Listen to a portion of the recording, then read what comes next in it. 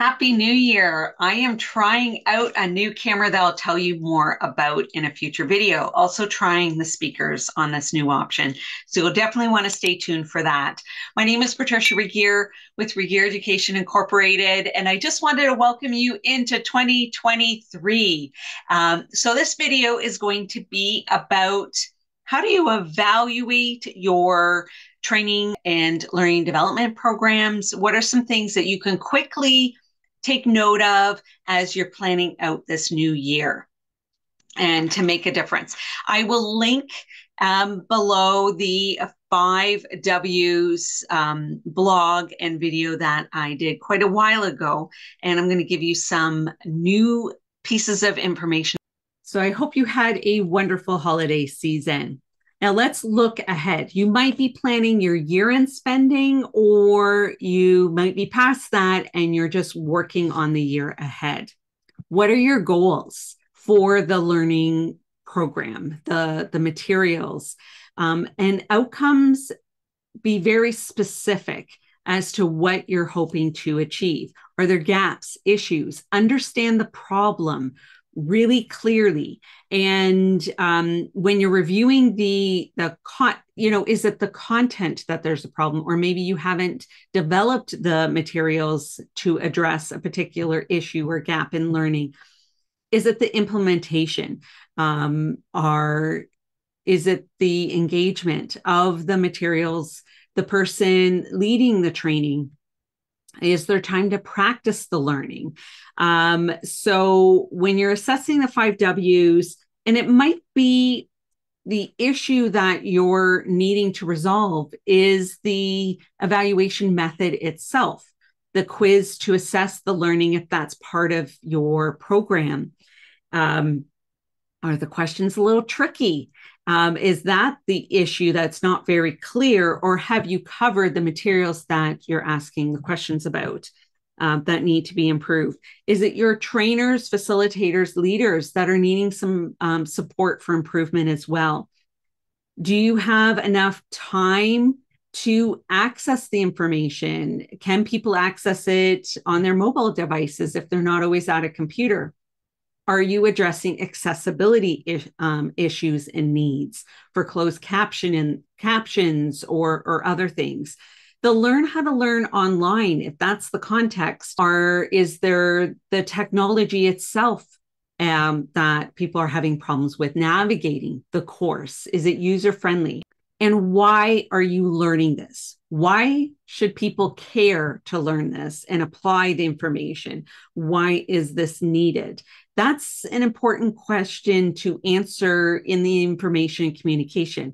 That's why when I'm working with clients, we look at the learning experience journey for some programs, the information beforehand, during, and after as well. Training is a really valuable support for your team or whoever you're serving with your training materials. It's a way to appreciate. If people don't feel heard, seen of what they need, they're not going to feel as valued. So training is a great way to really support your team and show them that you care about what tools they need. But you need to have great training. That includes great speakers, facilitators, that it is solving a problem or boosts morale. There might be different purposes for that training that you're offering. So definitely evaluating what are the outcomes, and is it tangible? Is it something that you can measure? Is there a different way that you're going to need to look at measuring what impact it made? And if you are looking at year-end spending or planning your year ahead, it can be from small aspects of books that you need that would be very helpful for whoever's creating your training materials. And I'll link a video that I shared, some fantastic books for facilitators, trainers, content creators. Or do you have a little bit more money, dollars in the budget for fantastic consultants or facilitators to help with boosting your training materials? And it might be also evaluating some different platforms or resources that you need to help you make the content or to house your content. So I have some videos about that as well. And if there are specific programs and platforms you'd like me to review, let me know that too in the comments below.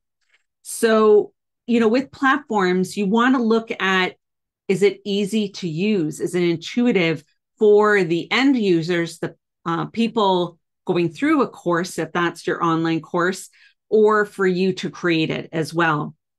Does it start with aspects with that you already know, so you can transfer some of your skills that you already have and you're building on that? And whatever you're doing with your training materials, if it's in person or on site, I like to say, or virtual and online, or is it hybrid? And I'm going to clarify hybrid with a blended audience where you have a live session and some people are online and some in person with you in the room. Or maybe you're coming in virtual, some people are online and some people are all in the room together.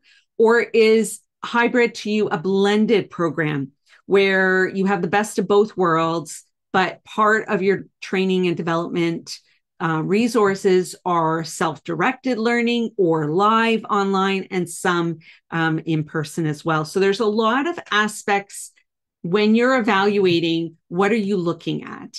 And with those 5 W's, who are you serving? Why are you doing this? Add in the how it's being rolled out as well. And I'll link those other W's as well. But these are some different aspects to consider when you're starting to plan, to evaluate, to look at the year ahead with your training materials and learning and development, whether it's for an organization and you have a department, or if you're the person creating those materials. These are questions that you can also ask with your clients and ask your participants some of these questions too. Maybe you haven't answered some of the questions that they have in this, and some of these pieces of communication would be helpful to include with the description, information, the leading into introductory. And in my book, The Online Shift, I cover a lot of aspects too with this learning experience journey, where there are 5 P's or pillars of developing.